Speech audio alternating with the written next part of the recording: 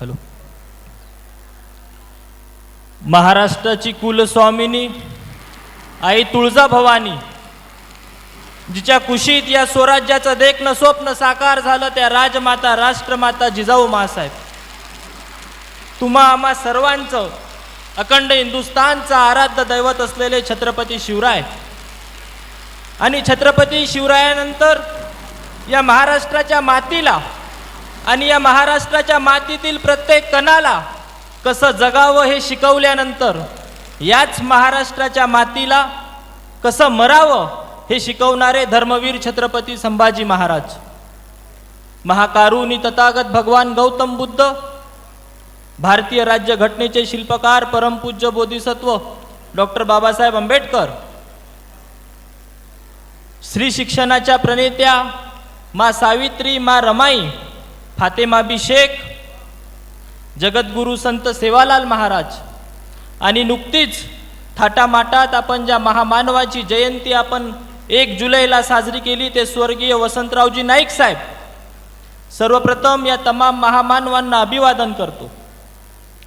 आदरणीय विचारमंच आणि या विचारमंचावरील आजच्या कार्यक्रमाचे प्रमुख वक्ते, प्रमुख अतिथी माननीय श्री नितीन बानुगडे पाटील साहेब आणि ज्यांनी या शिक्षण प्रसारणात या तळागाळातील ग्रामीण भागात शिक्षणाची गंगा आणली ते उपस्थित मंचावरील सर्व संस्थेचे अध्यक्ष, सर्वप्रथम मी आपल्या या कार्यक्रमामध्ये सहर्ष स्वागत करतो. त्याचबरोबर अहोरात्र मेहनत करून चिकाटीने प्रामाणिकपणे कठीण परिस्थितीवर मात करून ज्यांनी हे यश संपादन केलं या सर्व उपस्थित विद्यार्थ्यांचे व त्यांना हे बळ दिलं त्या सर्व आई वडिलांचे मी या कार्यक्रमामध्ये सहर्ष स्वागत करतो. आपल्या सर्वांना माहीत आहेत, मागील अनेक वर्षांपासून समाजकारण, समाजाचं आपल्याला काहीतरी देणं लागतं, या समाजासाठी आपण काहीतरी केलं पाहिजे या प्रामाणिक हेतूने प्रणित मोरे लोककाली विचारमंचाच्या माध्यमातून आपण या मतदारसंघात काम करतो आहे. पण या मतदारसंघात काम करत असताना अनेक अडचणींना समोर जावं लागलं आणि त्या अडचणींवर मात करताना असं लक्षात आलं की समाजकारण जर करायचं असेल, प्रभावी समाजकारणाचा एकच हेतू आहे, जर तुम्हाला चांगलं समाजकारण करायचं असेल तर तुम्हाला राजकारणाशी नीड बांधली पाहिजे. कारण राजकारण हे प्रभावी समाजकारण करण्याचे एक माध्यम झालं आहे. समाजातील तळागाळापर्यंत आपल्याला पोहोचायचं आहे. तळागाळातील जनसामान्यांच्या शब्दांना आपल्याला वाचा फोडायची आहे. ते करत असताना समाजकारणातून ते शक्य होणार नाही, म्हणून राजकारणातही आपण प्रवेश केला पाहिजे आणि राजकारणाच्या माध्यमातून आपण जनसामान्यांच्या प्रश्नाला वाचा फोडली पाहिजे. या प्रामाणिक हेतूने आम्ही आज काम करतोय. पण हे काम करत असताना असं लक्षात आलंय की या मतदारसंघ 4 गोष्टीने फार मागासलाय, 4 गोष्टीने फार विभागलाय. त्यामध्ये आरोग्याचं क्षेत्र असू द्या, शिक्षणाचं क्षेत्र असू द्या, रोजगाराचं क्षेत्र असू द्या किंवा शेतीचं क्षेत्र असू द्या, कुठल्याही क्षेत्रात आपण आज प्रगतीवर नाही, कुठल्याही क्षेत्रात आज आपण विकासाची गंगा इथे आणू शकलो नाही. मी कुणालाही नावं ठेवणार नाही, पण जे वास्तव आहे ते तुमच्या पुढे मांडू इच्छितो. मग नेमकं समाजकारण करायचं आहे, जनसामान्यांच्या प्रश्नाला वाचा फोडायची आहे, तर नेमकं आपण काय केलं पाहिजे? मग विचार केला, आरोग्य क्षेत्रात आपण काम केलं पाहिजे. प्रणित मोरे लोककल्ले विचारमंचाच्या माध्यमातून आपल्या सर्वांना माहिती आहेच की आम्ही कशा पद्धतीने आरोग्याच्या क्षेत्रात काम करतो आहे. शेतकऱ्यांना मदत केली पाहिजे. या काळातच आम्ही अनेक शेतकऱ्यांनाही मदतीचा हात देऊन त्यांचा संसार सावरण्याचं काम केलं. त्याचबरोबर रोजगारावरही मात केली पाहिजे. रोजगाराला या मतदारसंघात नांदवलं पाहिजे. नुकतंच या मतदारसंघात आम्ही भव्य दिव्य अशा रोजगार मेळाव्याचं आयोजन करून इथे 2484 युवकांच्या हाताला काम देण्याचं काम आम्ही केलं आहे. आणि सर्वात महत्त्वाचं, या मतदारसंघात शिक्षणाची गंगा नाही. 10वी 12वी नंतर इथला तरुणी शिक्षण घेऊ शकत नाही. मग नेमकं आपण काय केलं पाहिजे? आज आपण 21व्या शतकात जगतोय आणि या 21व्या शतकात जगत असताना आजही आई वडिलांची मानसिकता आहे की ते आपल्या मुलींना शिक्षणाच्या प्रवाहात आणू शकले नाही. कारण ही आपल्या मनावर एक बिंबवलेली बाब आहे की मुलींना आजही आपण शिक्षण देत नाही. मग ही गोष्ट मनाला कुठेतरी खटकली की ज्याप्रमाणे मुलींनाही शिक्षणाच्या प्रवाहात आणलं पाहिजे, मुलींनाही शिक्षण क्षेत्रात प्रगतिशील केलं पाहिजे, म्हणून आपण समाज प्रबोधनाच्या माध्यमातून प्रत्येकाचं मन परिवर्तन केलं पाहिजे. आणि मग लक्षात आलं की एका मंचावर सगळ्यांना बोलवून जे काही शिक्षणाच्या क्षेत्रात ज्या मुलामुलींनी चांगली प्रगतीवर आहेत, ज्या मुलामुलींनी कष्टाने प्रामाणिकपणे या यशाची शिखर गाठला आहे, या सर्वांचं कुठेतरी गुणगौरव झाला पाहिजे. त्यांच्या पाठीवर कुठेतरी शाबाशीची एक कौतुकाची थाप पडली पाहिजे की जेणेकरून येणाऱ्या पिढीला एक आदर्श निर्माण होईल की आपल्यालाही आता शिक्षणाच्या प्रवाहात यायला पाहिजे. त्याच हेतूने आज हा गुणगौरव सोहळ्याचं आयोजन केलं आहे. फक्त गुणगौरव सोहळ्याचं आयोजन करणे किंवा या मुलामुलींच्या पाठीवर कौतुकाची थाप पडणे यामागचा हा हेतू नव्हता. तर या मतदारसंघातील प्रत्येक विद्यार्थी शिक्षणाच्या प्रवाहात आले पाहिजे. आपल्या सर्वांना माहिती आहेच की इथे सर्व 10वी 12वीचे विद्यार्थी आहेत. आपल्या या मतदारसंघात शिक्षण घेणं सोपं नाही. प्रत्येकाला कुणाला औरंगाबादला जायचं आहे, कुणाला पुण्याला जायचं आहे, कुणाला नाशिकला जायचं आहे. पण इथे सर्वजण शेतकरी बांधव आहात. आपल्याला माहिती आहे की आपल्या एका वर्षाचं उत्पन्न आणि आपल्या मुलाच्या शिक्षणाचं एका वर्षाची फीज याचा जर आपण ताळेबंद लावला तर ते सारखं होईल. मग आपल्याला तर प्रामाणिकपणे या सर्व विद्यार्थ्यांना शिक्षणाच्या क्षेत्रात मदत करायची आहे. मग नेमकं आपण काय केलं पाहिजे? आपल्याला फक्त शिक्षण क्षेत्रात त्यांना प्रगतिशील करायचं आहे. म्हणून माझी उपस्थित सर्व विद्यार्थ्यांना विनंती आहे, आपल्यालाही उंच भरारी घ्यायची आहे, आपल्यालाही शिक्षण क्षेत्रात आमूलाग्र यश मिळवायचं आहे. पण ते मिळवत असताना ज्या विद्यार्थ्यांना 10वी 12वी नंतर मेट्रो सिटीमध्ये शिकायला जायचं आहे, अशा सगळ्या विद्यार्थ्यांची इथे आम्ही एक नोंदणी कक्ष उभा केला आहे. ज्या विद्यार्थ्यांना ज्या गावामध्ये शिकण्याची इच्छा आहे त्यांनी आपलं नाव, नंबर आणि तुम्हाला जिथे शिकायचं आहे त्या कॉलेजचं नाव आणि तुमचं शिक्षण त्या नोंदणी कक्षामध्ये नोंदवा. जेणेकरून जर भविष्यात तुम्हाला तिथे शिकायला जायचं असेल तर अशा सगळ्या विद्यार्थ्यांची आम्ही त्यांच्या राहत्या जागी जेवणाची आणि राहण्याची व्यवस्था या पुढील काळात करून देणार आहे. कारण कुणी शिक्षणापासून वंचित राहू नये. त्याचबरोबर आज प्रत्येक आई वडिलांना वाटतंय की आपल्या मुलामुलींनी चांगलं शिक्षण घेतलं पाहिजे, आपल्या मुलामुलींनी इंग्लिश मीडियम सारख्या शाळेत शिकलं पाहिजे. पण या सर्वांचं एकमेव कारण ही आर्थिक परिस्थिती येते. आणि ही आर्थिक परिस्थिती येत असताना आम्ही ठरवलंय की येत्या 15 जुलैला जे काही 1ली ते 8वी मध्ये नगर परिषदमध्ये शिकणारे विद्यार्थी असतील, जिल्हा परिषदमध्ये शिकणारे विद्यार्थी असतील, या मतदारसंघामध्ये एकूण 25,484 विद्यार्थी शिकतात. या सर्व विद्यार्थ्यांसाठी आपण काम केलं पाहिजे, त्यांना ही शिक्षणाची आवड जोपासली पाहिजे.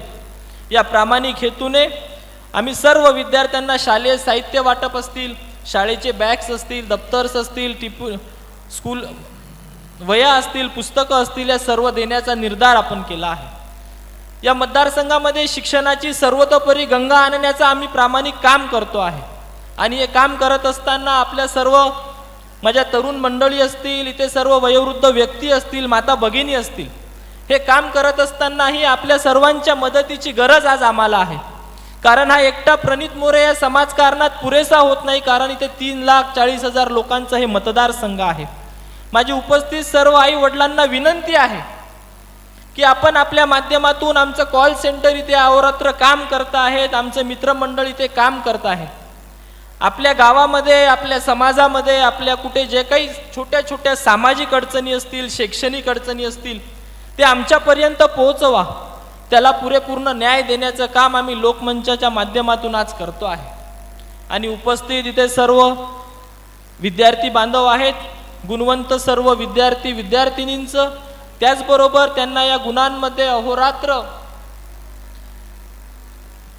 मदत करणारे त्यांच्या सर्व आई वडिलांचं मी या कार्यक्रमामध्ये सहर्ष स्वागत करतो आणि थांबतो. धन्यवाद.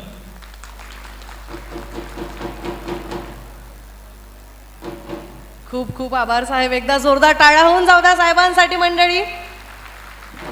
आणि आता वेळ आलेली आहे की गुणवंत विद्यार्थी आज त्यांच्या सत्कारासाठी तर आलेलेच आहेत, पण सोबत जे पालकगण आले आहे, जे आपली सगळी पाहुणे मंडळी जी आली आहे, खास त्यांना ऐकण्यासाठी तर आज वेळात वेळ काढून आलेली आहे. म्हणायला हरकत नाही, ते महाराष्ट्रातच काय तर महाराष्ट्राच्या बाहेर सुद्धा, बाहेर महाराष्ट्रातच सोडा, देशाबाहेर सुद्धा स्वतःची अशी युवकांच्या मनात छाप सोडणारे, स्वतःच्या आवाजात न सगळ्यांना मोहून टाकणारे आणि अनेक आपल्या युवकांचे आयकॉन असे प्रेरणादायी व्यक्ती आज आपल्या कार्यक्रमाला फर्स्ट टाईम मानोऱ्यामध्ये लाभलेले आहेत. 5500 पेक्षा जास्त जाज्वला इतिहास व्याख्यान आपल्या नावाने करणारे प्रेरणादायी व्यक्ती, व्याख्यानकार, इतिहास अभ्यासक व लेखक जोरदार टाळ्यांनी मंचावर बोलवूया माननीय श्री नितीनजी बानगुडे पाटील साहेब. एव्हरीबॉडी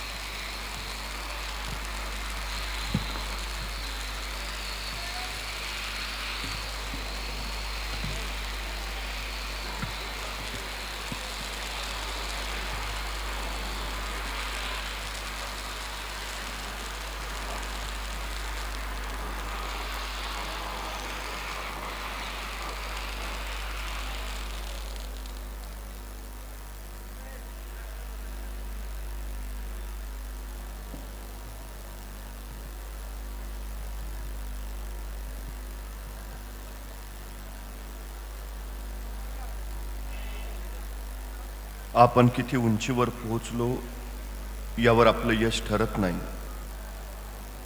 त्या उंचीवर आपण किती जणांना घेऊन आलो यावर आपलं यश ठरतं.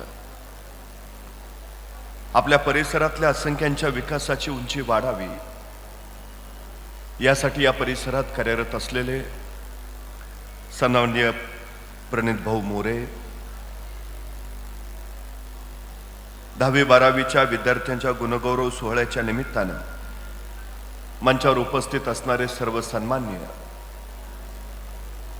ज्यांचा गौरव झाला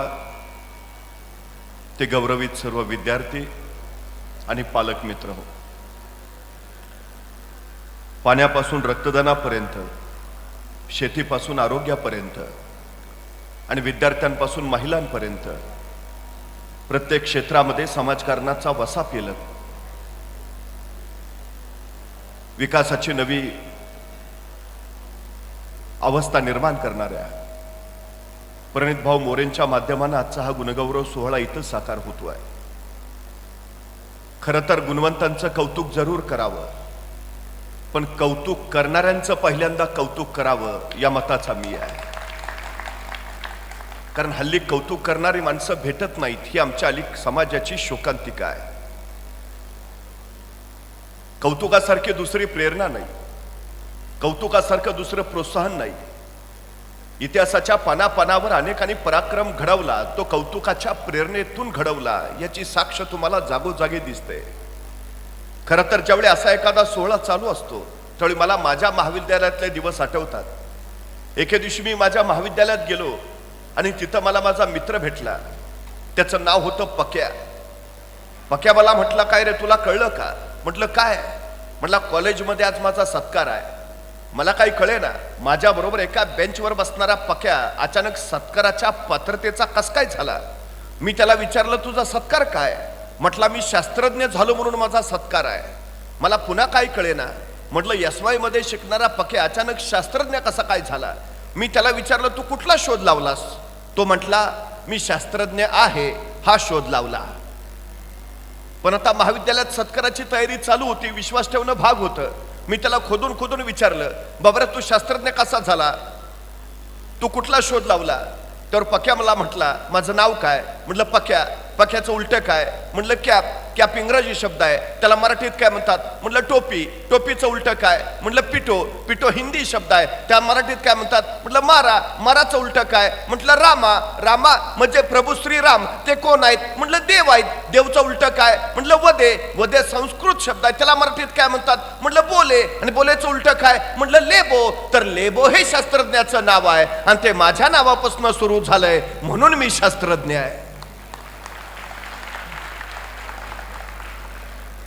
पण मित्रांनो, हाच पक्या आज प्रकाश सावंत म्हणून देशासाठी शास्त्रज्ञ म्हणून काम करतोय, ही माझ्या दृष्टीनं सगळ्यात मोठी आनंदाची आणि अभिमानाची गोष्ट आहे.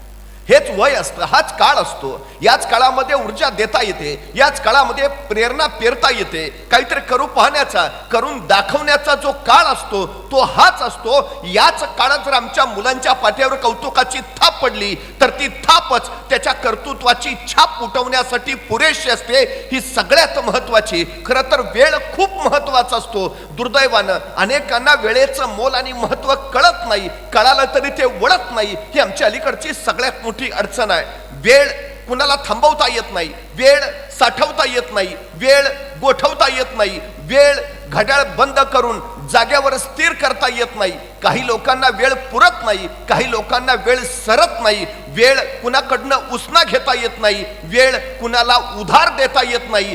वेळ क्षण म्हणून एकदाच हाताशी येतो. त्या क्षणाचं जर संधीत रूपांतर करता आलं आणि संधीचं सोनं करता आलं तर यश जिंकता येतं. ही सगळ्यात महत्वाची गोष्ट आहे. तुम्हाला जर वेळेचं खरंच मोल आणि महत्व माहिती करून घ्यायचं असेल तर निवडणुकीत पराभूत झालेल्या एखाद्या उमेदवाराला विचारा, 5 वर्ष किती महत्वाची. तो सांगेल तुम्हाला 5 वर्षाचं महत्व, त्यावेळी कळेल तुम्हाला 5 वर्ष किती महत्वाची. एका वर्षाचं महत्व जर तुम्हाला माहिती करून घ्यायचं असेल तर नोकरीनं मिळालेल्या एखाद्या बेरोजगार युवकाला विचारा, 1 वर्ष किती महत्वाचं. तो महिन्याचा पगार काढेल, वर्षाचा हिशोब मांडेल, सांगेल माझं एवढं नुकसान झालं, तेव्हा कळेल आम्हाला 1 वर्ष किती महत्वाचं. एका महिन्याचं मोल जर तुम्हाला माहिती करून घ्यायचं असेल तर मातृत्वाच्या वाटेवर असणाऱ्या एखाद्या स्त्रीला विचारा, 9 महिन्यातला 1 महिना सुद्धा किती महत्वाचा. मग कळेल आम्हाला एका महिन्याचं महत्व.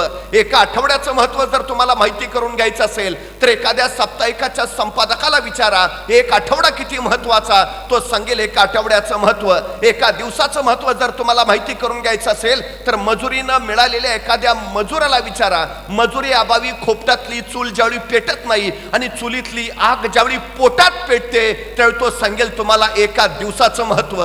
एका तासाचं महत्व जर तुम्हाला माहिती करून घ्यायचं असेल तर जगजेत्या अलेक्झांडरला जाऊन विचारा. जगाचा बादशाह होता, जगाचा सम्राट होता, पण मृत्यू शय्येवर पडला होता आणि आपल्या वैद्याकडे केविलवाणी प्रार्थना करत होता की फक्त एक तास मला जगवा. त्या जगजेत्या अलेक्झांडरला विचारा, 1 तास किती महत्वाचा. एका मिनिटाचं महत्व जर तुम्हाला माहिती करून घ्यायचं असेल तर अमेरिकेच्या वर्ल्ड ट्रेड सेंटरवर ज्यावेळी विमान हल्ला झाला, तो विमान हल्ला होण्यापूर्वी त्या इमारतीतनं फक्त 1 मिनिट आधी सुरक्षित बाहेर पडलेल्या एखाद्या इस्माला विचारा, 1 मिनिट किती महत्वाचा. आणि एका सेकंदाचं महत्व जर तुम्हाला माहिती करून घ्यायचं असेल तर ऑलिम्पिक मध्ये फक्त 1 सेकंदासाठी सुवर्ण पदक हुकलेल्या एखाद्या धावपटूला विचारा, 1 सेकंद किती महत्वाचा. अरे सेकंदा, मिनिटा, तासा, दिवसाचं मोल जर एवढं असेल तर आमच्या मुलांच्या शैक्षणिक कालखंडाचं महत्व किती असेल याचा विचार आम्हाला सहजपणे करता येतो. आम्ही आवर्जून सांगतो 10वी आणि 12वी ही आयुष्यातली सगळ्यात महत्वाची 2 वर्ष आहेत. आमची मुलं जर या 2 वर्षात गाढवासारखं काम करत राहिली तर आयुष्यभर राजासारखं जगतील. पण ही 2 वर्ष आमची मुलं जर राजासारखं जगली तर आयुष्यभर त्यांना गाढवासारखं काम करावं लागेल. तुम्हाला राजा व्हायचं आहे का गाढव व्हायचं आहे हे तुम्ही ठरवायचं. हा सगळ्यात महत्वाचा आशय आमच्या मुलांपर्यंत आम्ही पोहोचवला पाहिजे. खरं तर एक गोष्ट आपण लक्षात घ्यायला हवी, शिक्षण ही अत्यंत महत्वाची गोष्ट आहे, पण कुठलीच महत्वाची गोष्ट शिकता येत नाही ही वस्तुस्थिती आहे. अनुभव याच्यासारखा दुसरा गुरु नव्हे. अनुभवातून जे शिक्षण मिळतं ते आयुष्यभर टिकतं, ही सगळ्यात मोठी वस्तुस्थिती. पण अनुभव नेहमी वेळ गेल्यानंतर येतो, वेळेत महत्व कळत नाही. ही आमची सगळ्यात मोठी अडचण आहे. जी मुलं आता पुढे गेली आणि मागं वळून पाहतात त्यावेळी त्यांना असं वाटतं की 10वीला अभ्यास केला असता बरं झालं असतं, 12वीला अभ्यास केला असता छान झालं असतं. पण दुर्दैवानं आता माघारी येता येत नाही. कळालं तर आता झालेली चूक दुरुस्त करता येत नाही. मराठीच्या प्रश्नपत्रिकेत एक प्रश्न असतो, काळ बदला. वर्तमान काळातलं वाक्य दिलेलं असतं, कंसात लिहिलेलं असतं, याचा भूतकाळ करा. किंवा भविष्य काळाचं एखादं वाक्य दिलेलं असतं, कंसात लिहिलेलं असतं, याचा वर्तमान काळ करा. मराठीच्या प्रश्नपत्रिकेतल्या वाक्याचा काळ उत्तर पत्रिकेत बदलता येतो, पण वास्तविक जगण्यातला काळ ना पुढं नेता येतो ना मागं आणता येतो, तो फक्त एकदाच अनुभवता येतो. ही सगळ्यात महत्वाची गोष्ट आहे. त्यामुळे आपल्या हाताशी असलेल्या वेळाचा योग्य आणि अचूक वापर करणं ज्याला जमतं त्याला यश जिंकता येतं. ही सगळ्यात आणि सगळ्यात महत्वाची गोष्ट आहे. खरं तर दुसरा महत्वाचा मुद्दा, अनेक लोकांना आपल्या आयुष्यात आपल्याला काय करायचं आहे याचीच नेमकी जाणीव नसते. एक सद्ग्रस्त समुद्र किनाऱ्यावर उभा होते, नौका येत होत्या, नौका जात होत्या, तो दिवसभर तिथंच उभा होता. सायंकाळ झाली, एका नावाड्यानं आपली नौका किनाऱ्याला बांधली आणि तो या सद्ग्रस्ताजवळ आला. म्हणाला, मी तुम्हाला दिवसभर पाहतो आहे, तुम्ही दिवसभर किनाऱ्यावरच उभे आहात, तुमचं कुणी नौकेतून येणार आहे का? तसा तो सद्ग्रस्त म्हणाला, माझं कुणी येणार नाही, मलाच पलीकडे जायचं आहे. अहो पण मग तुम्ही सांगितलं का नाही? तसा तो सद्ग्रस्त म्हणला, मला कुणी विचारलंच नाही. तसा नावाडी म्हटला, बाबा रे, जायचं तुला आहे, त्यामुळं तुला सांगावं लागेल, कुणी तुझ्याकडे येणार नाही हे पहिलं लक्षात असू द्या. जीवनाची 4 सूत्र आमच्या पोरांना पक्की सांगा.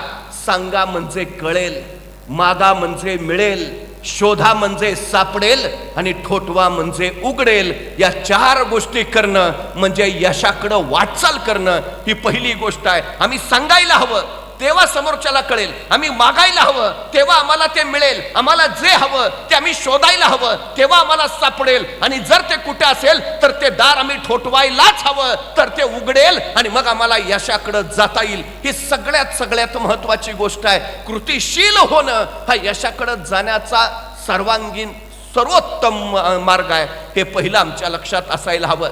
आता बऱ्याच वेळेला अडचण अशी असते की 10वीतल्या मुलाला विचारलं, 12वीतल्या मुलाला विचारलं, बरं आता पुढं नाही चाललंय, नाही पण काय चाललंय, नाही बघूया ना, हो पण कुठं बघूया, नाही कुठे ऍडमिशन मिळतंय ते, आणि नाही मिळालं तर नाही चाललंय ना, मग पुढचं काय, नाही बघू ना, आणि नाहीच झालं तर नाही पप्पा म्हणलेत माझ्या जागेवर चिटकवतो. कुठं चिटकवणार? पप्पा कुठं आहेत? मगापासून प्रणित भाऊ सांगतायत हा परिसर थोडासा विकासाच्या दृष्टीने मागासलेला आहे. इथल्या आमच्या शेतकऱ्यांची नेमकी अवस्था काय आहे? बहुसंख्य इथला वर्ग शेतकरी वर्ग आहे, काळ्या मातीत राबणारा वर्ग आहे. आज काळ्या मातीत राबून सुद्धा हाताशी राहतं काय, उरतं काय? मग मातीत राबणाऱ्या शेतकऱ्याचा पोरगा डॉक्टर होईल का? मातीत राबणाऱ्या पोराचा मुलगा इंजिनियर होईल का? मातीत राबणाऱ्या शेतकऱ्याचा पोरगा यशाची शिखरं पार करेल का? अनेकांना असं वाटतं की शिक्षण घ्यायचं असेल पैसा हवा. चुकीची समजूत आहे. तुमच्याकडे जर गुणवत्ता असेल तर तुम्हाला पैशाची गरज नाही, पण तुमच्याकडे गुणवत्ता नसेल तर मात्र तुम्हाला पैसा आवश्यक आहे. तुम्हाला 2 गोष्टी कमवाव्याच लागतील. एक, गुणवत्ता तरी कमवा, नाहीतर पैसा तरी कमवा. या 2 गोष्टी तुम्हाला यशाच्या मार्गावर घेऊन जातील. पण ज्याची गुणवत्ता आहे त्याला अजिबात अडचण येत नाही, ही माझी सगळ्यात मोठी माहिती आहे, सगळ्यात महत्वाची गोष्ट. नाही तर बघा ना, काय काय लोक अपयशाची कारणं देत राहतात. आमची परिस्थिती नव्हती हो, तू गप. मला भयान राग येतो असल्या माणसांचा. आमची परिस्थिती नव्हती हो. परिस्थिती माणसाला घडवती नाही आणि परिस्थिती माणसाला बिघडवती नाही. माणूसच परिस्थिती घडवतो आणि माणूसच परिस्थिती बिघडवतो. ही सगळ्यात आणि सगळ्यात मोठी वस्तुस्थिती आहे. नाहीतर बघा ना, रस्त्यावरच्या विजेच्या खांबाच्या दिव्याखाली बसून डॉक्टर बाबासाहेब आंबेडकरांनी अभ्यास केला आणि ते अमेरिकेच्या कोलंबिया विद्यापीठात पोहोचले. आज अमेरिकेच्या कोलंबिया विद्यापीठाच्या प्रवेशद्वारावर लिहिलंय, शतकातील सर्वोत्तम विद्यार्थी डॉक्टर बाबासाहेब आंबेडकर. कोण म्हटलं तुम्हाला परिस्थिती अडवते? अजिबात नाही. डॉक्टर बाबासाहेब आंबेडकरांना जर कुणी एखाद्याने प्रश्न विचारला की 10 वर्षापूर्वी तुम्ही हे पुस्तक वाचलं होतं, त्याच्या 200 नंबरच्या पानावरच्या 3ऱ्या पॅराग्राफ मधली 4थी ओळ काय आहे? 10 वर्षानंतर डॉक्टर बाबासाहेब आंबेडकर अगदी अचूक सांगायचे. समोरचा म्हणायचा काय बुद्धिमत्ता आहे, काय स्मरणशक्ती आहे, काय विद्वत्ता आहे. आणि डॉक्टर बाबासाहेब आंबेडकर सांगायचे, माझ्या परिस्थितीनं मला दिलेली ही देणगी आहे. माझ्या वडिलांची परिस्थिती हलाखीची, मला पुस्तकं विकत घेऊन द्यायला माझ्या वडिलांकडे पैसेच नसायचे. अशा वेळी माझे वडील कुठून तरी काहीतरी करून एखादं पुस्तक माझ्यासाठी घेऊन यायचे. ते पुस्तक ज्यावेळी माझ्या हातात पडायचं मी समजून जायचो, आज हे पुस्तक आपल्या हातात पडलंय, परत कधी मिळेल का माहिती नाही. त्यामुळे आज वाचतानाच असं वाचूया की आयुष्यात या पुस्तकाची पुन्हा गरजच पडता कामा नये. परिस्थिती तुम्हाला घडवते, ही सगळ्यात मोठी वस्तुस्थिती आहे. या परिस्थितीतनं माणसं उभा राहिलीत. त्यांचे वडील त्यांना घेऊन तालुक्याच्या ठिकाणी खोली घेऊन राहिले. आईला सोबत आणता येईना, कारण सगळ्यांचा खर्च परवडणार नाही. वडील स्वतः स्वयंपाक करायचे आणि भीमरावांना जेव खाऊ घालायचे. ते सांगायचे तुम्ही फक्त अभ्यास करा, तुमच्या जेवणाचं मी बघतो. डॉक्टर साहेब रोज अभ्यास करायचे, अभ्यास करून परीक्षेला जायचे, पेपर देऊन घरी यायचे. रामजी बाबा ताट करायचे, भीमराव जेवायला बसा. डॉक्टर बाबासाहेब आंबेडकर जेवायला बसायचे. जेवता जेवता अचानक ते वडिलांना म्हणायचे, बाबा तुम्ही नाही जेवत. तसे रामजी बाबा म्हणायचे, नाही तुम्ही जेवून घ्या, तुमचं जेवण झालं की मग मी जेवतो, तुम्ही जेवून घ्या. भीमराव जेवायचे आणि पटकन अभ्यासाला बसायचे. दुसरा दिवस गेला, तिसरा दिवस गेला, रोज हेच चालायचं. जेवता जेवता भीमराव वडिलांना विचारायचे, बाबा तुम्ही नाही जेवत. आणि रामजी बाबा म्हणायचे, नाही तुम्ही जेवून घ्या, तुमचं झाल्यावर मी जेवतो. चौथा, पाचवा, 6वा दिवस झाला. 7व्या दिवशी जेवताना अचानक डॉक्टर बाबासाहेब आंबेडकरांच्या लक्षात आलं, मी रोज वडिलांना विचारतो, बाबा तुमचं जेवण, आणि वडील सांगतात तुम्ही जेवून घ्या, तुमचं झाल्यावर मी जेवतो. पण गेले 6 दिवस मी बघतोय माझं जेवण झाल्यानंतर टोपलीत भाकरी शिल्लक राहत नाही, तर माझ्या नंतर माझे वडील खातात काय? आणि डॉक्टर बाबासाहेब आंबेडकरने आपल्या वडिलांना विचारलं, बाबा मी रोज तुम्हाला विचारतो तुमचं जेवण, आणि तुम्ही मला सांगता की तुम्ही जेवून घ्या, तुमचं झाल्यावर मी जेवतो. पण बाबा माझं जेवण झाल्यावर टोपलीत भाकरी शिल्लक राहत नाही, तर तुम्ही जेवता काय, तुम्ही खाता काय, तुम्हाला भूक नाही का लागत? तसे रामजी बाबा भीमरावना म्हणाले, भीमराव माझी भूक भाकरीनं भागणारी नाही, माझी भूक तुमच्या ज्ञानानं भागेल. भीमराव माझं पोट अन्नाने भरणार नाही, माझं पोट तुमच्या ज्ञानानं भरेल. इतके मोठे व्हा, इतके मोठे व्हा की तुमच्याकडे बघतानाच माझं मन भरून येईल. डॉक्टर बाबासाहेब आंबेडकर स्वतःच्या आयुष्यात घडले. ते आपल्या पित्याची भूक होती, आपल्या मुलानं मोठं व्हावं, अफाट मोठं व्हावं. तुम्ही जे कोणी 10वीत असाल, 11वीत असाल, 12वीत असाल, तुमच्या माता पित्यांची सगळ्यात मोठी भूक आहे तुम्ही घडावं, तुम्ही शिकावं, तुम्ही मोठं व्हावं. तुमच्यासाठी ते दुःखाचा डोंगर उपसतायत, तुमच्यासाठी ते राब राब राबतायत. त्यांच्या जीवनाचं इप्सित एवढंच आहे की तुम्ही घडावं बस. त्यांना माहिती आहे विद्येविना मती गेली, मती विना नीती गेली, नीती विना वित्त गेले, वित्ताविना क्षुद्र खचले. एवढे सगळे अनर्थ एका अविद्येनं केले. जीवनामध्ये परिवर्तन आणायचं सामर्थ्य फक्त शिक्षणात आहे असे एपीजे अब्दुल कलाम सांगतात. ते एवढ्यासाठी शिक्षणच तुम्हाला घडवू शकतं, शिक्षणच तुमचं आयुष्य बदलू शकतं, शिक्षणच तुमच्या आयुष्यात परिवर्तन आणू शकतं. ही सगळ्यात आणि सगळ्यात महत्वाची गरज. त्यामुळे परिस्थितीला दोष देऊच नका. सध्याची पाटील साहेब परिस्थिती अशी आहे की श्रीमंतांची पोरं नापास होतात आणि त्यांच्या घरी धुनी भांडी करणाऱ्या मोलकरणीची पोरं गुणवत्ता यादीत येतात. खडतर परिस्थितीच तुमचे उपजत गुण बाहेर काढते. उत्तम परिस्थिती कधीच तुमचे उपजत गुण बाहेर येऊ देत नाही. त्यामुळे कदाचित जर कोणाला वाटत असेल, लोक कारण देतात, काय झालं आम्ही गरीब आहे ना, अरे चांगला आहे ना, तुला श्रीमंत व्हायला मिळालेली ही सर्वोत्तम संधी आहे. नाही मला जरा बुद्धी कमी आहे, उत्तम बुद्धिमान व्हायला तुला मिळालेली ही सर्वोत्तम संधी आहे. स्वतःच्या कमतरताना बलस्थान म्हणा आणि त्या बलस्थानाच्या बळावर स्वतःच्या कर्तृत्वाचा ध्वज फडकवा. हे सगळ्यात आणि सगळ्यात महत्वाचं. अहो मला सांगा, छत्रपती शिवाजी महाराजांकडे काय होतं? सैन्य होतं, सामर्थ्य होतं, संपत्ती होती, काय होतं? काही नाही. तरी महाराजांनी शून्यातून विश्व उभा केलं. शून्यातून विश्व उभा करणारे राजे असं महाराजांचं आम्ही जे वर्णन करतो ना, ते एवढ्यासाठी. म्हणजे महाराज शून्यातनं राज्य उभा करतात आणि आमच्याकडे मात्र सगळं रेडीमेड तयार असून आमच्या हातनं काही होत नाही. नाहीतर एखाद्याला ढाल द्यावी, तलवार द्यावी, एवढंच काय त्याला घोड्यावर नेऊन बसवावा, त्याच्या पुढे जाऊन त्याला रणांगणात नेऊन सोडावा आणि मग म्हणावं लेका आता तरी लढ, तरी पट्ट्या निवांतच. अरे लडकी तुम तो लढू कसा? एक हातात ढाल आहे, दुसऱ्या हातात तलवार आहे, दोन्ही हात एंगेज आहेत, लढणार कसा? अरे मग निदान पळून तरी जा. पळू तरी कसा? घोड्यावर बसलोय दिसत नाही का? चोहो बाजूनी अडचण आमची, चोहो बाजूनी. मुंगी बघितली? मुंगी मुंगी मुंगी केवढीशी, तिचं डोकं केवढंस, डोक्यातला मेंदू केवढासा. तरी पण त्या मुंगीला बरोबर कळतं कुठल्या गावातल्या कितव्या आळीतल्या, कितव्या घरातल्या, कितव्या खोलीतल्या, कितव्या कपाटावरच्या, कितव्या फळीवर किती नंबरचा साखरेचा डबा आहे. सांगावं लागत नाही, रस्ता दाखवावं लागत नाही. कणभर असते मुंगी, महिनाभरात मनभर साखर फस्त करते.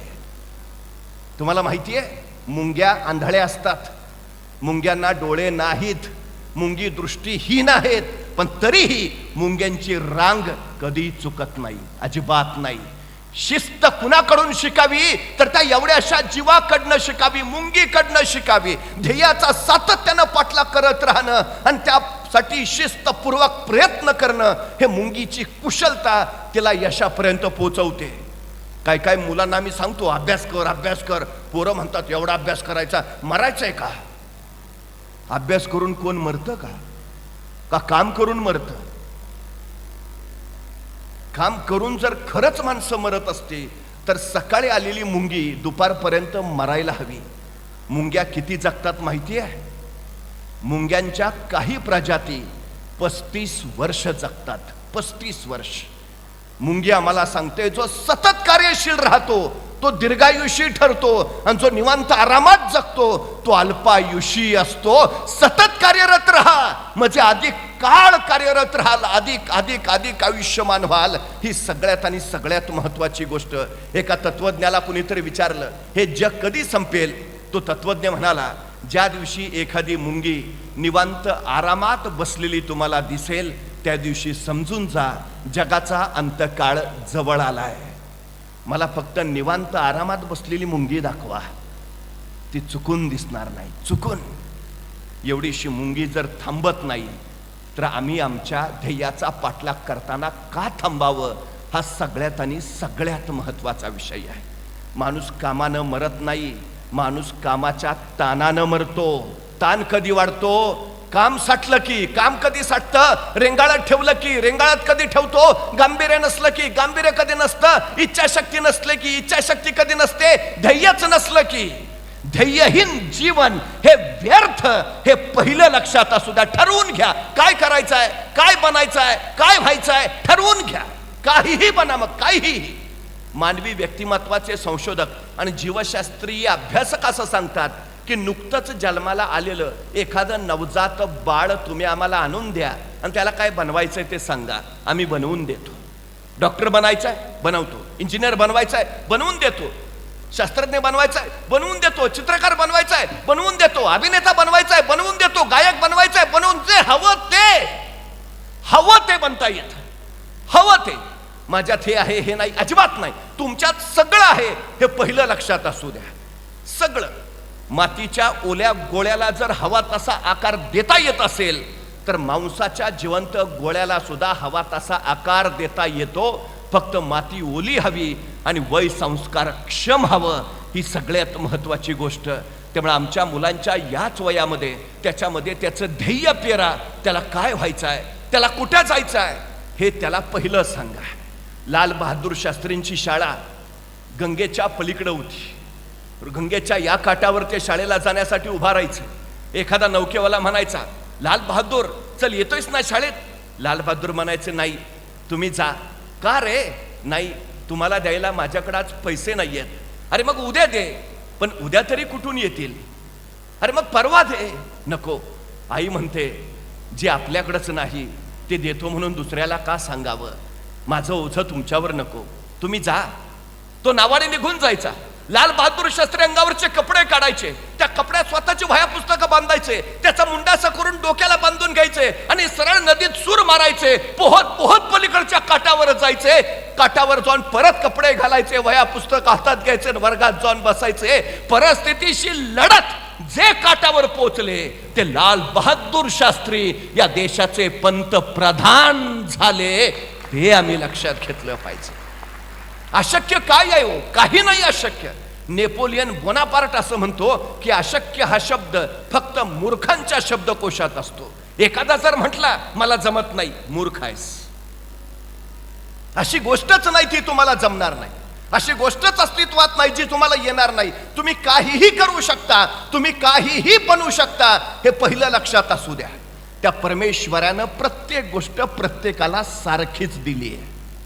कुणाला कमी कुणाला जास्त असं त्यांनी काहीही केलं नाही. पण आपल्याकडं जी गोष्ट आहे तिचा अधिकाधिक वापर जो करतो ती गोष्ट त्याची धारदार बनत जाते. आणि ज्या गोष्टीचा तो वापरच करत नाही ती गोष्ट त्याची गंजून जाते. एखाद्यानं बुद्धीचा बराच काळ वापर केलाच नाही तर त्याची बुद्धी गंजून जाते, त्याला परत काही जमणारच नाही.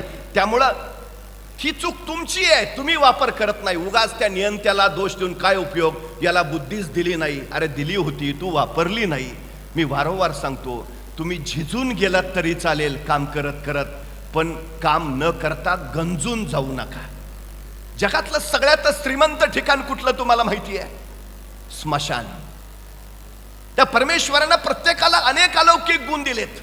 अनेकांना आपल्यात कुठला गुण आहे त्याचा पत्ताच लागत नाही, त्याचा वापरच होत नाही. ज्या एका गुणाच्या बळावर जग बदलू शकलं असतं, दुर्दैवानं त्याला आपल्यातल्या त्या गुणाचा शोधच न लागल्यामुळं चौघांच्या खांद्यावर जाऊन त्याच्या देहाची तर राख होतेच, पण परमेश्वरानं दिलेले अलौकिक गुण सुद्धा राखेस तिथंच पडून राहतो. असंख्यांचे असे असंख्य अलौकिक गुण आहेत ज्यांनी जग घडवलं असतं. दुर्दैवानं ते आज त्या स्मशानात पडून आहेत.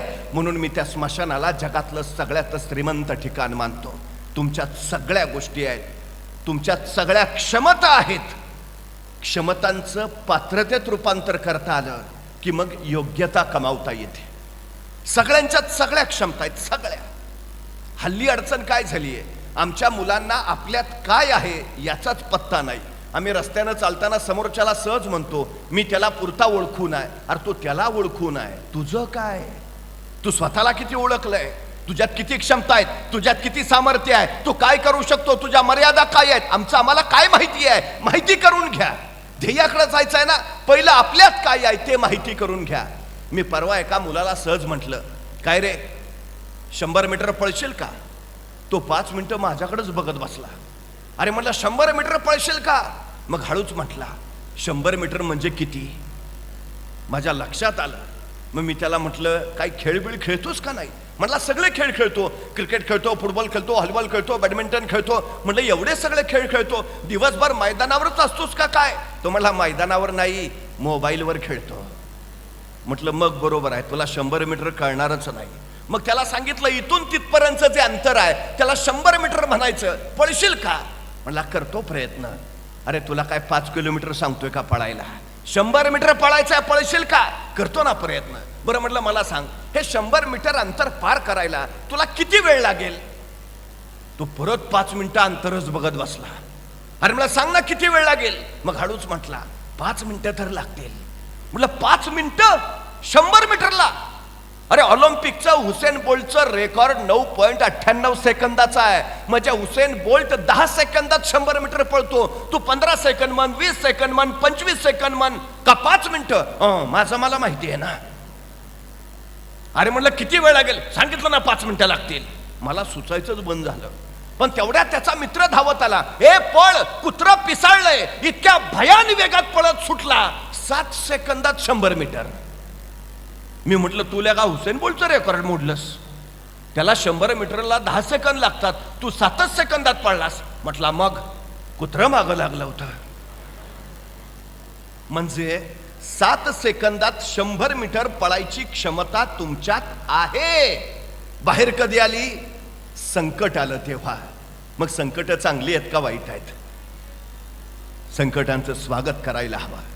संकट तुम्हाला अडवायला येत नाहीत, संकट तुमची उंची वाढवायला येतात. अडथळे तुम्हाला थांबवायला येत नाहीत, अडथळे तुमच्यातली कौशल्य बाहेर काढतात. अडचणी तुम्हाला रोखायला येत नाहीत, अडचणी तुमच्यातल्या क्षमता बाहेर काढतात. संकट, अडथळे, अडचणी यायलाच हवेत, कारण त्याच तुम्हाला घडवतात. ही सगळ्यात आणि सगळ्यात महत्वाची वस्तुस्थिती आहे. सगळ्यात आलेल्या संकटावर मात करत पुढे जाणं हे आयुष्य घडवण्याचं सुंदर स्वप्न आहे. विल्मा रुडॉल्फ ती जन्मालाच वेळेआधी आली. जन्मजातच तिला पोलिओ झाला. तिला डॉक्टरकडे नेलं गेलं आणि डॉक्टर त्या विल्माच्या आईला म्हणाले तुमची मुलगी आयुष्यात कधीच चालू शकणार नाही. त्या आईच्या डोक्यावर चढून वीज कडाडली. त्या डॉक्टरनी या इवल्याशा पोरीला सांगितलं, तू कधी उभा नाही राहू शकणार, तू कधी चालूच नाही शकणार. त्या इवल्याशा विल्माच्या डोळ्यातनं खळखळ खळ पाणी उखळायला लागलं. आई विचार करत घरी आली. त्या विल्मानं विचारलं, आई मी खरंच कधीच उभा. डॉक्टर म्हणत होते ना, त्याला काय कळतं. मी सांगते विल्मा, तू उभा राहणार, तू चालणार, आणि विल्मा तू पळणार सुद्धा.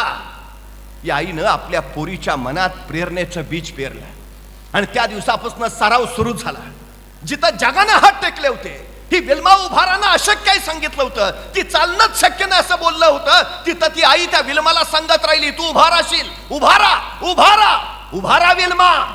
6 महिने झाले, वर्ष झालं, 1.5 वर्ष झाली, 2 वर्ष झाली, आणि 2 वर्षाची विल्मा स्वतःच्या पायावर पहिल्यांदा उभा राहिली. आणि आई सांगत राहिली, बघ मी म्हणाले होते ना, स्वतःच्या पायावर तू उभा राहशील, राहशील, राहिलीस, आता तू चालशील सुद्धा. विल्मा 4 वर्षाची झाली आणि कुबड्यांच्या आधारावरती चालायला लागली. आई म्हटली, बघ सांगितलं होतं ना, चालशील, आता कुबड्या फेकून दे, स्वतःच्या पायावर चाल, आधाराशिवाय चाल. 6 वर्ष झाली, 7 वर्ष झाली, 8व्या वर्षी विल्मानं कुबड्या फेकून दिल्या, ती स्वतःच्या पायाने चालायला लागली. 12व्या वर्षी ती पळायला लागली. 13व्या वर्षी तिने शाळेच्या धावण्याच्या स्पर्धेत भाग घेतला, ती पहिली आली. आणि वयाच्या 16व्या वर्षी तिनं पहिलं धावण्यातलं कांस्य पदक पटकावलं. आणि 1960 साली झालेल्या ऑलिम्पिक मध्ये या विल्मा रुडातनं धावण्याची 3 सुवर्ण पदकं जिंकली. ऑलिम्पिक मध्ये पळणाऱ्या त्या विल्माला बघून एकाचाही विश्वास बसत नव्हता. हिला पोलिओ झाला होता, ही स्वतःच्या पायावर उभा राहू शकणार नव्हती, ही चालूच शकणार नव्हती. ती विल्मा ऑलिम्पिक मध्ये धावण्यामध्ये 3 सुवर्ण पदकं कमावणारी ठरली. या जगात कुठलीच गोष्ट अशक्य नाही, अजिबात नाही. संकट तुम्हाला घडवायलाच येतात, हे पहिलं आणि पहिलं लक्षात असू द्या. सगळ्यात महत्वाची गोष्ट आहे ती. सगळ्यात आणखी एक गोष्ट सगळ्यात गरजेची, एकदा तुमच्या क्षमता तुम्हाला माहिती झाल्यात की मग ध्येयाच्या दिशेनं जाण्याचं नियोजन करा. ते अत्यंत गरजेचं असतं. एक सद्ग्रस्त बस स्टँडच्या दिशेनं निघाले होते. चालून चालून कंटाळले. तेवढ्यात पाठीमागून रिक्षा आली. मग त्यांनी रिक्षावाल्याला थांबवलं. म्हटले, अरे बस स्टँडवर जायचं आहे, येशील का? तो रिक्षावाला म्हटला, येतो ना. किती घेशील? रिक्षावाला म्हटला, 100 रुपये. 100 रुपये? मी आधीच अर्ध चालून आलोय, आता थोडं तर राहिलं असेल, राहू दे रिक्षा, माझा मी जातो चालत.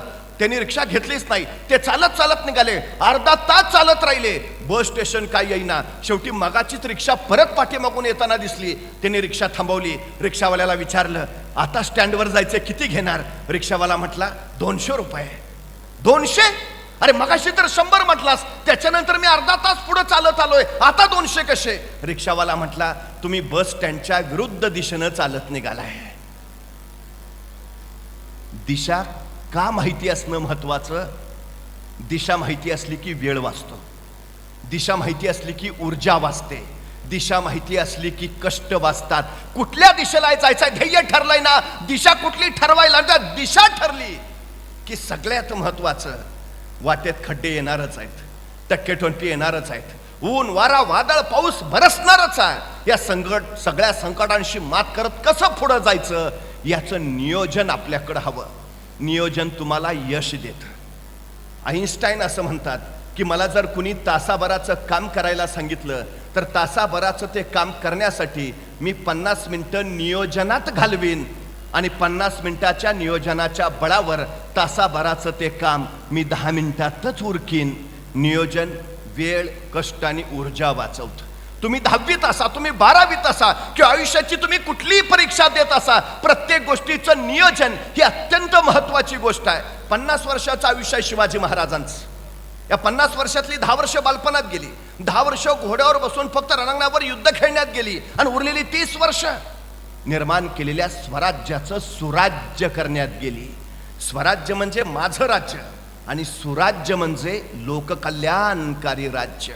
पण या 50 वर्षात महाराजांच्या आयुष्यातली एकही घटना अशी नाही की ज्याचं महाराजांनी नियोजन केलं नाही. अजिबात नाही, एकही घटना नाही. अहो ते जाऊ द्या, आईच्या गर्भात असतानाच ज्यांच्या आयुष्याचं नियोजन ठरलंय असे जर कुणी महापुरुष या सृष्टीत जन्माला आले असतील तर छत्रपती शिवाजी महाराजांशिवाय दुसरं नाव नाही.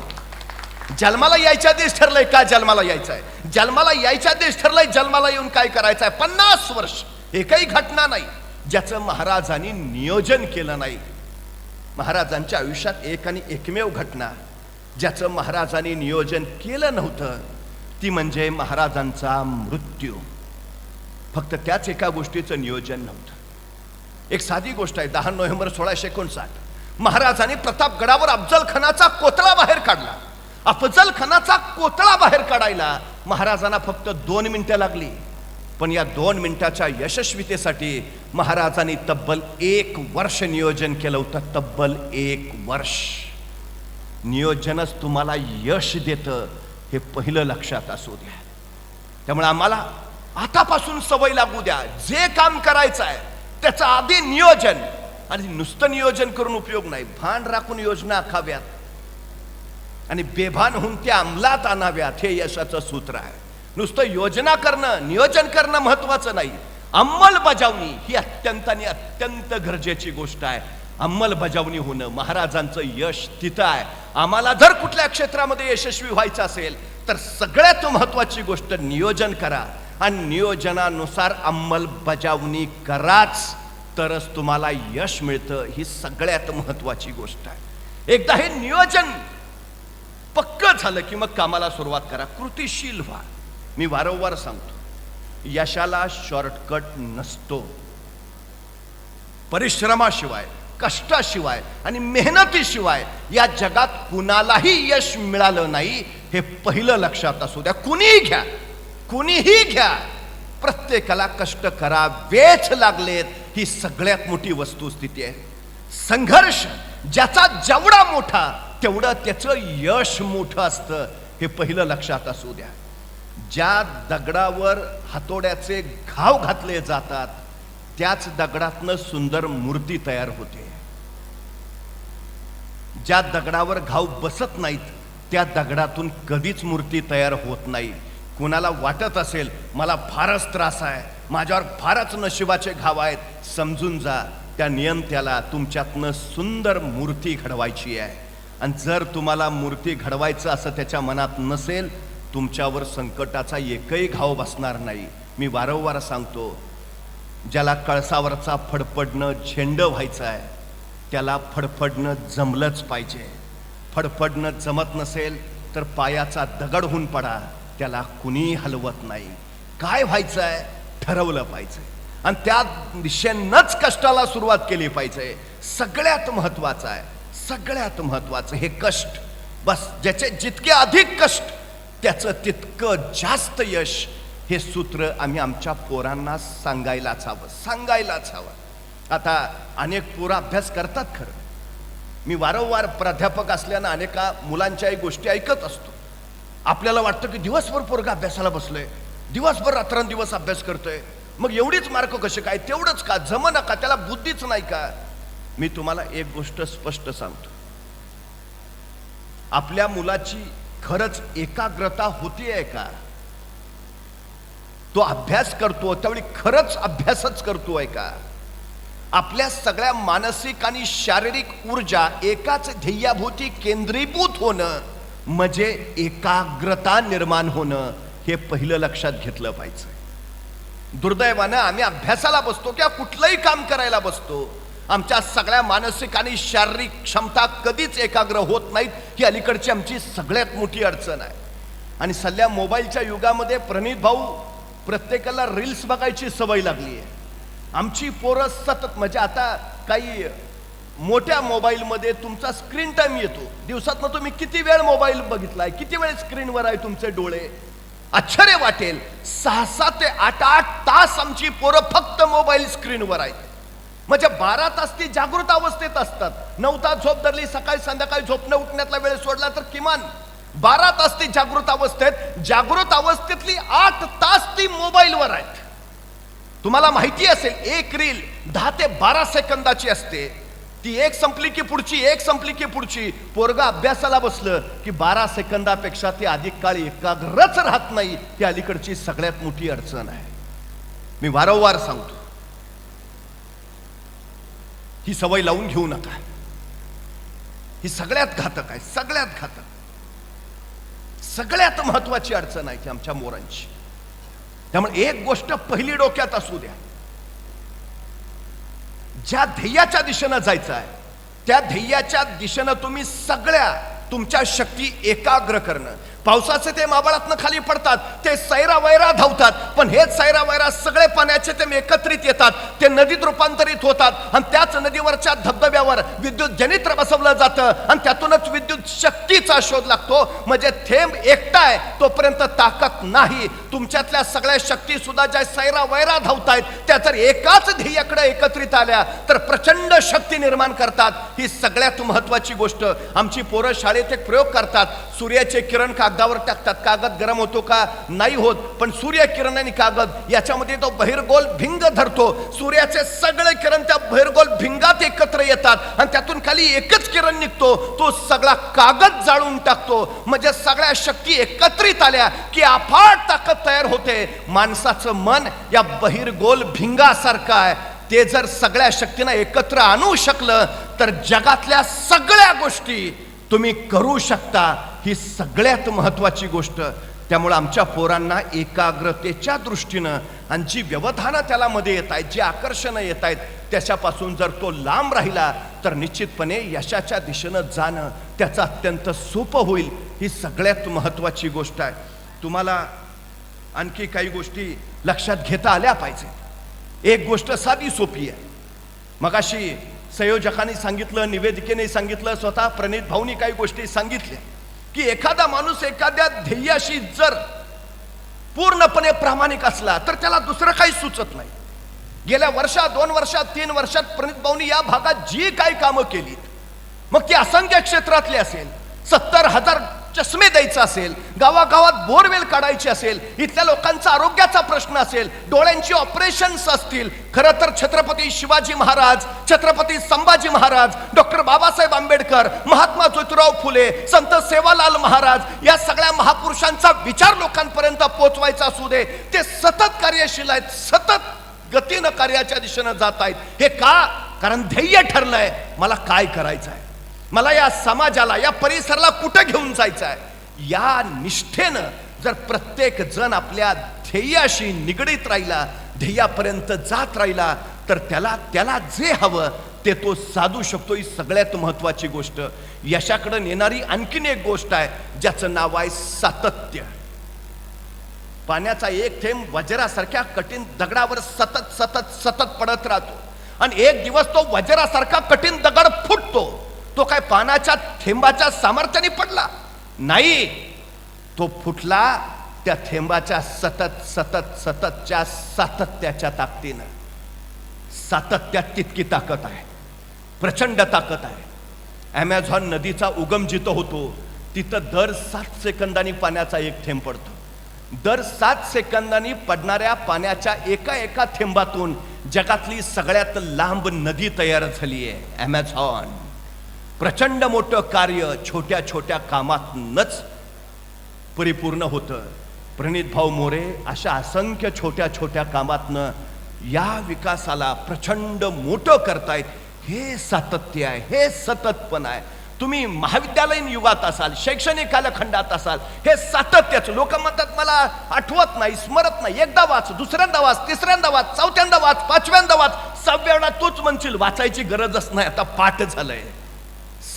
सातत्य तुम्हाला सराव निर्माण करून देतं. सततचा सराव तुम्हाला सवयीचा बनतो. सवय तुमच्या अंगवळणी पडते. कुठलाही विषय सतत करत राहिलात तर तुम्ही त्यातले पंडित होता.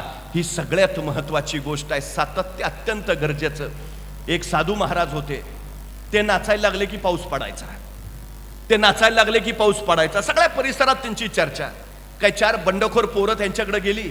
म्हणले साधू महाराज तुम्ही नाचायला लागल्यावर म्हणे पाऊस पडतो. म्हणे हो. म्हणले तुम्ही नाचल्यावर जर पाऊस पडत असेल तर मग आम्ही नाचल्यावर सुद्धा पाऊस पडला पाहिजे. साधू महाराज म्हणले जरूर. तुम्ही नाचल्यावर पण पाऊस पडू शकतो. तसं नाही म्हटले, उद्या सकाळी पहाटे 5 वाजता माळावर या, स्पर्धा करायची. तुम्ही नाचल्यावर जर पाऊस पडतोय ना, आम्ही नाचल्यावर पण पाऊस पडला पाहिजे. पहाटे 5 वाजता ते साधू, ते 4 तरुण त्या माळावर जमा झाले. साधू महाराज म्हणले करा सुरुवात. एका तरुणानं नाचायला सुरुवात केली. 5 मिनिटं नाचला, 10 मिनिटं नाचला, 15 मिनिटं नाचला, नाचून थकला, दमला, बाजूला झाला, पाऊस पडलाच नाही. मग दुसरा तरुण पुढे झाला, 15 मिनिटं, 20 मिनिटं, 30 मिनिटं, पाऊण तास नाचला, थकला, दमला, बाजूला झाला, पाऊस पडलाच नाही. तिसरा तरुण पुढे झाला, अर्धा तास नाचला, थकला, दमला, बाजूला झाला, पाऊस पडला नाही. चौथा तरुण पुढे झाला, अर्धा तास, पाऊण तास, तास, 1.5 तास, 2 तास नाचला, थकला, दमला, बाजूला झाला, पाऊस पडलाच नाही. दुपारचे 12 वाजले आणि हे 4ही तरुण म्हणले साधू महाराज आता तुम्ही सुरुवात करा. साधू महाराजांनी नाचायला सुरुवात केली. 12, 12:30 झाले, 1 झाला, 2 वाजले, दुपारचे 3 वाजले, साधू महाराज नाचतातच आहेत. 3:30 वाजले, 4 वाजले, साधू महाराज नाचतातच आहेत. 5 वाजले, 5:30, 6 वाजले, साधू महाराज नाचतातच आहेत. 7 वाजले, 8, 9 वाजले, अंधार पडला, काळोख झाला, साधू महाराज नाचतातच आहेत. 11 वाजले, 12 वाजले, 1 वाजले, 2 वाजले, साधू महाराज नाचतातच आहेत. 3 वाजले, पहाटेचे 4 वाजले, झुंजू मुंजू झालं. 5:30 वाजता उजाडायसारखी स्थिती झाली. 6 वाजले, 6:15, 7:30, 7 झाले, सूर्य उगवला, साधू महाराज नाचतातच आहेत. पण 7:30 झाले आणि अचानक सगळं आभाळ काळवंडलं आणि बघता बघता रप रप रप रप रप पाऊस पडायला सुरुवात झाली. आणि मग मात्र साधू महाराज नाचायचे थांबले. हे 4 तरुण त्यांना म्हणाले आम्ही नाचलो तेव्हा पाऊस पडला नाही, पण तुम्ही नाचला मग मात्र पाऊस पडला, असं का? त्यावेळी साधू महाराज म्हणाले मला 2च गोष्टी माहिती होत्या. पहिली गोष्ट मी नाचतोय म्हणजे पाऊस पडलाच पाहिजे, आणि दुसरी गोष्ट जोपर्यंत पाऊस पडत नाही मला नाचलंच पाहिजे. यश मिळवायचा सर्वोत्तम मार्ग या 2 गोष्टी. तुम्ही अभ्यास करताय ना, यश मिळालंच पाहिजे, आणि दुसरी गोष्ट जोपर्यंत यश मिळत नाही तुम्हाला अभ्यास केलाच पाहिजे. जे ध्येय ठरवलंय प्रणित भाऊनी गाठायचंय ना, तुम्ही करताय ना, ध्येय गाठलंच पाहिजे, आणि जोपर्यंत ध्येय गाठत नाही तुम्हाला काम केलंच पाहिजे. हे यशाचं सगळ्यात आणि सगळ्यात महत्वाचं सूत्र आहे. त्यामुळे ध्येय ठरवा, नियोजन करा, तुमच्यात क्षमता आहेत त्याचा अचूक आणि योग्य वापर करा. वेळेचं मोल जाणा, वेळ वायाच घालवू नका. ज्या ध्येयाच्या दिशेने निघालाय सातत्य राखा, सतत त्या दिशेनं जा. एक गोष्ट लक्षात ठेवा, माणूस पराभूत झाला म्हणजे हरला असं होत नाही. ज्या दिवशी माणूस प्रयत्न करणं सोडतो त्या दिवशी माणूस खऱ्या अर्थानं पराभूत होतो. त्यामुळे सतत प्रयत्नशील राहणं म्हणजेच यशोशिखरावर जाणं ही सगळ्यात महत्वाची गोष्ट आहे. मी नेहमी जाता जाता एक गोष्ट सांगतो. एक छोटंसं खेडेगाव होतं. त्या खेडेगावात एक आई आणि तिचा छोटासा मुलगा. एके दिवशी मुलगा शाळेतून घरी आला, आईला म्हणाला आई मी उद्या जत्रेला जाणार आहे. मुलगा जत्रेला जाणार आहे म्हटल्यावर आईच्या काळजात चर्र झालं.